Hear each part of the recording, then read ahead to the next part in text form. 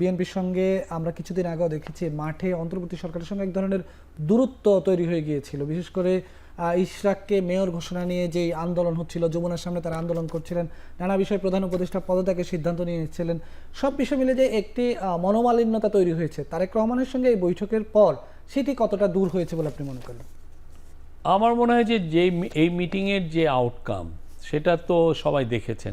আমরা একটা joint statement read out হয়েছে, এটাতে স্পষ্ট একটা বার্তা তো দেশবাসী পেয়েছেন।